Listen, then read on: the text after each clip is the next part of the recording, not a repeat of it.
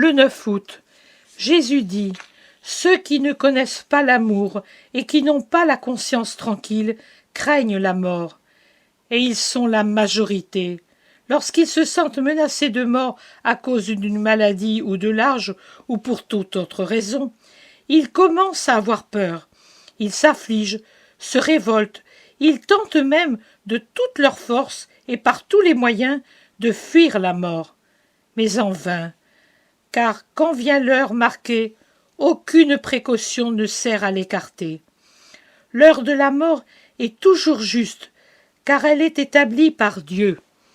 Moi seul suis le maître de la vie et de la mort, et si certains moyens de mort qu'utilisent les hommes à l'instigation du démon ne sont pas les miens, les sentences de mort imposées pour délivrer une âme d'un trop grand tourment ou pour l'empêcher de commettre des fautes plus grandes sont toujours de moi. Maintenant, écoute. Le don de la vie, d'une longue vie, pourquoi puis-je l'accorder? Pour 2 raisons.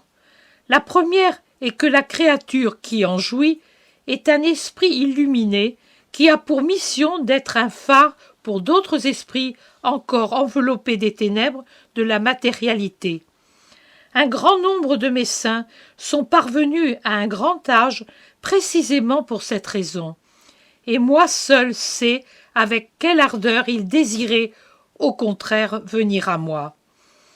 La deuxième est que je donne une longue vie pour fournir à une créature informe le moyen, tous les moyens de se former. Études, amitié, saintes rencontres, douleurs, joie, lecture, les punitions des guerres ou des maladies. Je lui donne tout pour faire en sorte qu'elle grandisse dans mon âge qui n'est pas comme le vôtre. Je veux dire que grandir dans mon âge signifie grandir dans ma sagesse. Et on peut être adulte dans mon âge tout en étant des enfants dans le vôtre, ou être puéril dans mon âge en ayant 100 ans dans le vôtre. Je ne regarde pas l'âge de votre chair qui meurt, je regarde votre esprit, et je voudrais que vous deveniez des esprits qui savent marcher, parler, agir avec fermeté, et non des esprits balbutiants et chancelants, impuissants comme des tout-petits. Cela explique pourquoi je dis mon « assez » très vite dans le cas de créatures que je trouve adultes dans la foi, la charité, la vie.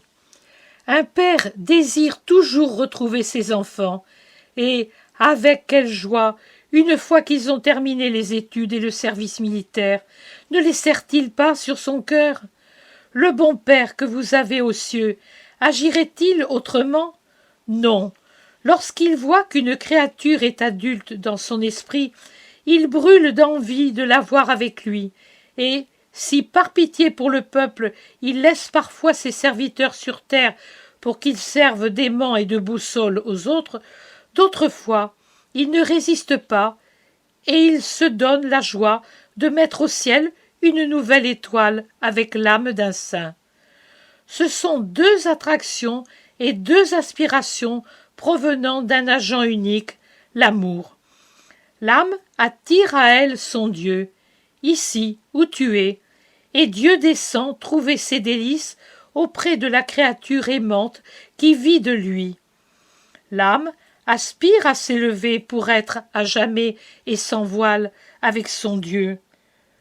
Du centre de son ardeur, Dieu attire à lui l'âme tout comme le soleil attire la goutte de rosée et aspire à la voir près de lui, pierre précieuse enfermée dans son triple feu qui donne la béatitude. Les bras levés de l'âme rencontrent les bras tendus de Dieu, Maria. Et quand ils se touchent, s'effleurent rapidement, c'est l'extase sur terre.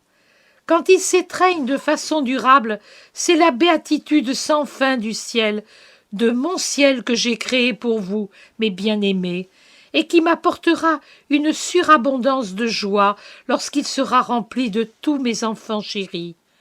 Quelle éternelle journée de joie incommensurable que la nôtre pour nous qui nous aimons, nous, Dieu, un étreint, et vous, les enfants de Dieu. Mais ceux qui, par malheur, n'ont pas compris mon amour, ne m'ont pas donné leur amour, n'ont pas compris qu'un seul savoir est utile, celui de l'amour, pour cela, la mort est à craindre. Ils ont peur, encore plus peur s'ils sentent qu'ils n'ont pas très bien agi ou agi absolument mal. La bouche mensongère de l'être humain. Il est rare que sa bouche dise la vérité si belle et bénie, la vérité que moi, fils de Dieu et parole du Père, vous ai enseigné à toujours dire. La bouche mensongère de l'être humain dit, pour tromper et se réconforter lui-même, et pour tromper les autres, « J'ai bien agi, et j'agis bien. » Mais la conscience, comme un miroir à deux faces entre votre moi et l'œil de Dieu, accuse l'humain de ne pas avoir agi et de ne pas agir du tout comme il le proclame. Donc, une grande peur les hante, la peur du jugement de celui à qui les pensées, les actes, les affections de chacun ne restent pas cachés. Mais si vous me craignez tant comme juge, ô malheureux, pourquoi n'évitez-vous pas de m'avoir pour juge? Pourquoi ne faites-vous pas de moi votre père? Si vous me craignez, pourquoi n'agissez-vous pas selon mes commandements? Ne savez-vous pas m'écouter quand je vous parle d'une voix de père qui vous guide d'heure en heure d'une main aimante? Mais obéissez au moins quand je vous parle d'une voix de roi. Ce sera une obéissance moindrement récompensée, car moins spontanée et douce à mon cœur. Mais ce sera toujours de l'obéissance. Alors, pourquoi ne le faites-vous pas? On n'évite pas la mort. Bienheureux ceux qui arriveront à cette heure revêtus d'amour à la rencontre de celui qui vient. Leur mort sera paisible comme le passage de mon Père sur la terre, lequel n'eut aucun sursaut, car c'était un juste dont la vie fut sans reproche. La fin de ceux qui ont aimé sera joyeuse, comme le sommeil de ma mère qui, sur terre, ferma les yeux sur une vision d'amour, puisque toute sa vie, qui ne connut pas le péché, fut amour, et les rouvrit au ciel en se réveillant sur le cœur de Dieu. Sais-tu, ma chérie, comme ce sera beau pour toi aussi? Ce matin, quand moi, Eucharistie, je venais à toi, tu as tressailli d'extase, car tu m'as vu qui me donnais à toi. Mais ça, ce n'est rien, un petit grain d'extase jeté dans ton cœur. Un seul, pour que tu ne sois pas réduite en cendres. Et tu l'as senti. Tu as cru mourir d'émotion.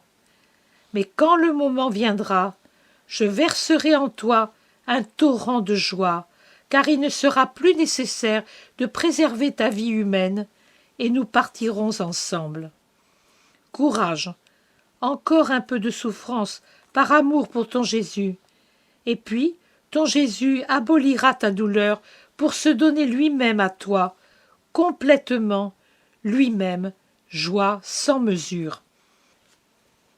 En effet, ce matin, j'ai eu une impression si vive que j'ai failli crier, parce que l'on crie non seulement d'effroi ou de douleur, mais aussi pour une trop grande joie. J'ai cru que mon cœur allait céder dans la joie et que j'allais mourir comme cela, l'hostie encore sur ma langue.